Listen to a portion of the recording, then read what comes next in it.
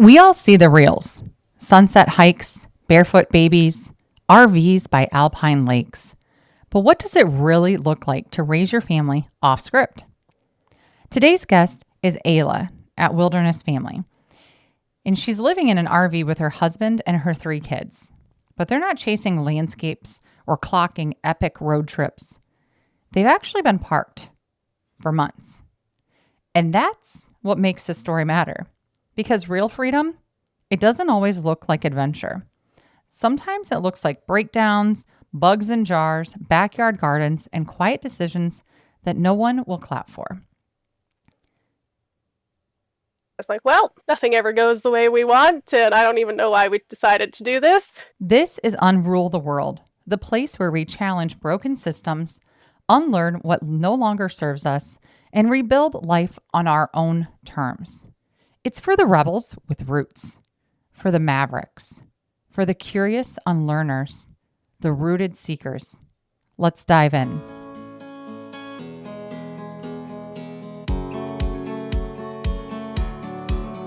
Reclaim your rhythm. Rethink the rules. Rewrite your life. This is Wildly Intentional, the show where we question the scripts we've inherited and build a life, family, and legacy on purpose. If you're done living on autopilot, come with a curious mind and a courageous heart. Here, we talk about what it means to question, unlearn, create, and build what truly matters. I'm your host, Mandy, maverick mom of 3, maker, family culture builder, lifelong question asker, and the friend people call when they're ready to rethink, well, everything. I'm here to shake the norms, tell the truth, and light the way forward. Hey there, wild one. Welcome back. I'm so glad you're here. Before we dive in, can I ask you a quick favor? If this show has stirred something in you, if it's helped you to question, unlearn, or reimagine what's possible, would you please take 30 seconds to pause and leave me a review? It helps more wild hearts find these stories and flip their own scripts too. I appreciate it. Okay, onward. Today's conversation might sound like an episode about RV life, but really, it's about redefining success, flipping the script on schooling, and choosing family over performance, even when things don't go to plan. This episode is a little different. Our conversation was honest, real, and a bit messy, like life. But inside it were some beautiful truths. And so rather than airing it uncut, I've woven our voices together to tell the story underneath. When I first invited Ayla onto the show, I expected road trip recommendations and daily routines and practical advice. But what I got was so much more. What I got was real. So whether you're homeschooling, flirting with the idea of unschooling, or just questioning the pace of your current life, this one's for you. Meet Ayla Will. She's a wife, a mom of 3, and an adventurer at heart. She's passionate about raising wild and free kids, living simply, and soaking up the outdoors.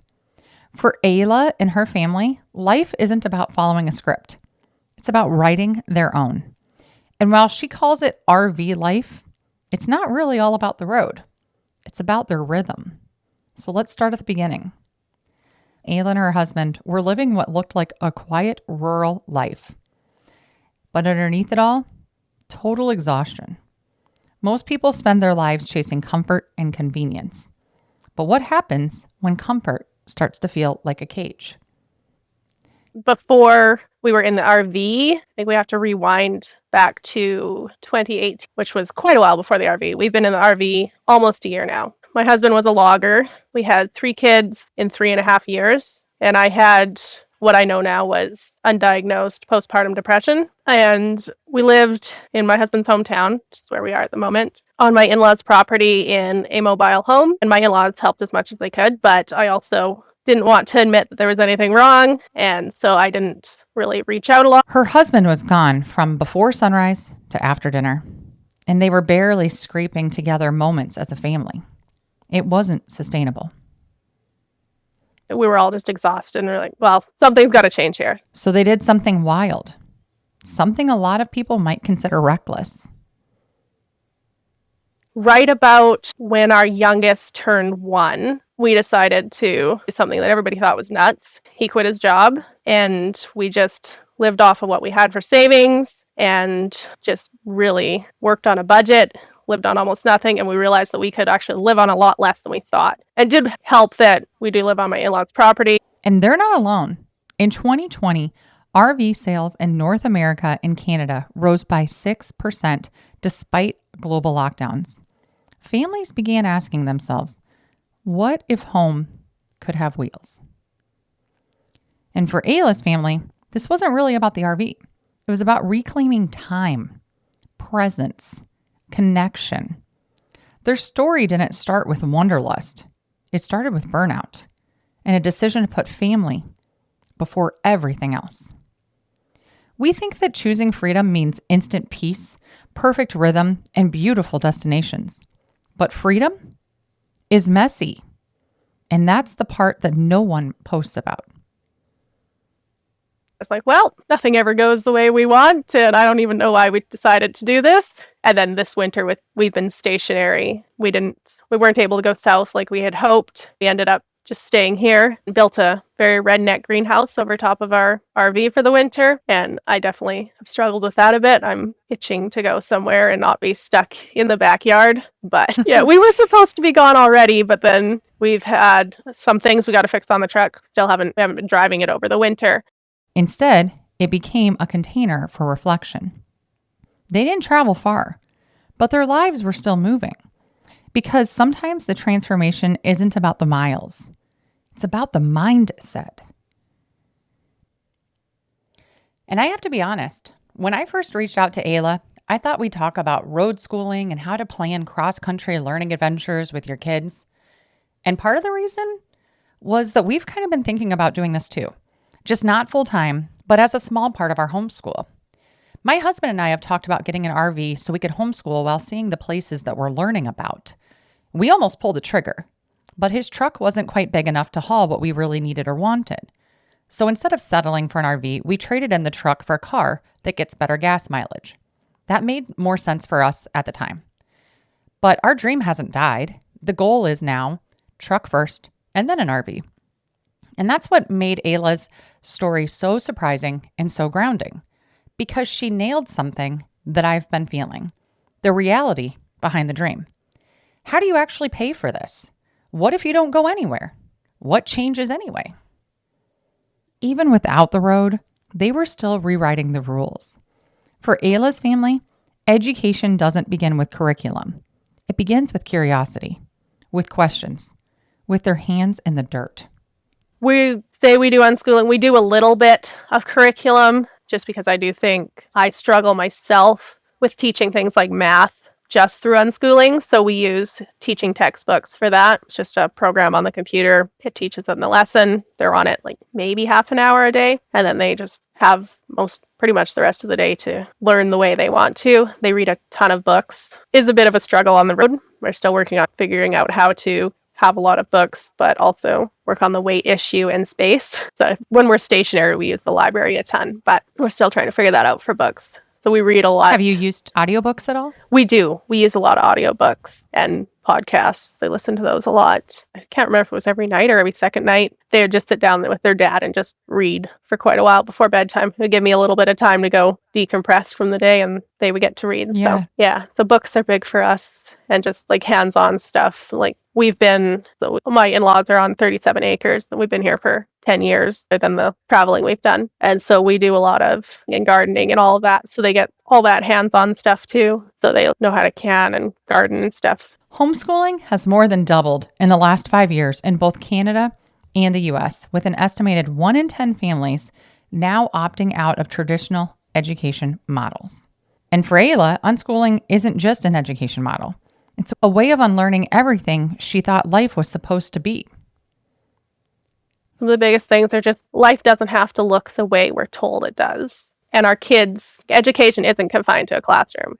Our kids can learn anywhere. And sometimes they learn best if they're not being sat at a desk, artificial lights all day, and being told what to learn and when to learn it. I know that works great for some families. Some kids love that. But when I worked in schools, it didn't seem to me like most kids learned that way. And I had always planned to send my kids to school after being homeschooled myself. Oh, really? Yeah, we were the definitely more isolated homeschoolers. We didn't go into town a lot. We didn't have friends. So that's just how I assumed it was supposed to be. And then after I had worked in schools and realized this is not what I want for my kids, then I started looking into it more. And it's like, well, actually, there are people everywhere. And there's lots of opportunities for our kids to go hang out with others and learn from other people and just get the experience I want them to have at school and learning being something they enjoy without having to be confined to a classroom all day and just it seems like a lot of hours to spend in a classroom when they don't need that. But yeah, I think another thing would just be that it's okay if other people don't understand what you're doing. Knowing why is super important, and just being on the same page with your husband, partner. Like you're in a relationship, obviously both of you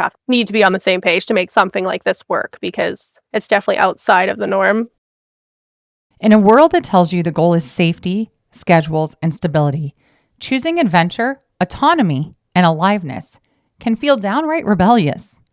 Ayla has traded pressure for presence, performance for peace, and outside validation for a quiet confidence rooted in family, faith, and freedom. Because when you stop following the rules, they stop having power over you. What Ayla is modeling isn't just unschooling, it's unlearning. It's parenting from conviction, not convention. It's redefining what matters and protecting it fiercely. And that brings us to a bigger question. If success isn't grades, salaries, or square footage, what is it? Let's zoom out for a minute, because this isn't really a story about RVs, and it's not just about unschooling. It's about choosing presence over performance, family over fitting in a life that aligns with your values, even when no one else understands it. Right? Like we're not living in an RV, but like you're flipping the script on that. Mm-hmm. Like, no, actually, this is kind of what we're supposed to be doing, not necessarily a slave to a system. Exactly. Right? So I guess I love the intentionality that you're making and the decisions that you're choosing to do. So what do you and your husband hope that your kids remember about this chapter that you're in right now? I think just that we always just put our family first, and that even when it was really hard and we had to make a lot of sense, we still chose them and we chose each other. We did what was best for our family and for our relationship with each other and our kids, no matter what everybody else said. We still done our best to always just be together and live intentionally and just say no to what everybody else tells us we have to do and realize that there is a different way to do it. And just make those sacrifices to live the life that we have chosen and that we feel is best for our family. That choice, it doesn't come without sacrifice. But for Ayla and her husband, success isn't about a house, a paycheck, or a perfect plan. It's about something deeper. The life we choose for our family, I think if that's what's important to us, and our children, the childhood that we think they should have, and allowing them the freedom to learn and become who they are, I think that's the most important thing, and just being together as a family. And it won't look the same for everybody. Like, not everybody is going to just move out of their house and renovate an old RV and just live on the road or in their in-laws' backyard. But I think all of us can choose to change something if it's important to us. They may not know their final destination yet, but they're clear on what matters most. Presence, intention, relationship. They're teaching their kids that freedom doesn't have to be flashy. It just has to be real. So what does success look like for you? If it's not the house, not the title, not the praise, what's left? And is that enough for you? Because sometimes the bravest thing you can do is choose your family over the noise. I know a lot of you love to learn through stories and trusted resources. So before we wrap, I asked Ayla to share a few books that have inspired her journey, especially around unschooling, intentional living, and parenting off the beaten path. Call of the Wild and Free, Let Them Be Kids, until the streetlights come on, balanced and barefoot and dumbing us down. Dumbing us down. Yes. Yeah. I've got 3 of those on my shelves right now. Very good recommendation. And I also just want to thank you so much for sharing your story. It is such a beautiful reminder that freedom doesn't have to be flashy. It's just intentional. I'll link all of these in the show notes if you want to dig deeper. And remember, you don't need to do it all overnight. 1 page, 1 walk, 1 decision at a time. That's how we unrule the world. So maybe you're not about to move into an RV, but maybe you are craving less noise and more presence. A different kind of success than the one you were taught to chase. Let this be your permission slip to slow down, to listen to your own knowing, to choosing presence over performance. And if you're looking for a place to start, turn off the noise. Take your kids outside. Put down your phone. Question the script. Let Ayla's story be your reminder. Freedom doesn't have to be flashy. It just has to be true. Rethink one thing that's not working. That's where the unruling begins. So let me ask you, what's one script that you are ready to rewrite for your life? If this episode resonated with you, I'd love for you to share it with a fellow friend or leave a review that helps this message to ripple further. And until next time, keep choosing wild intention over well-worn scripts. Next week, we're heading into the known with someone I trust deeply. My friend Yasha is an herbalist and a fascia therapist, and she's the founder of Graceful Bear Wellness. I sit down with her next week, and she helps us remember something that our ancestors never forgot. Healing can be gentle, wise, and right at our fingertips. Our bodies know. The plants know. And how we can relearn how to listen. Whether you're managing stress, sleep struggles, hormonal shifts, or just simply trying to build a more natural home for your family, next week's conversation is your invitation to start simply and intentionally. This is Mandy, signing off. Until next time, stay rooted, be brave, live wildly intentional.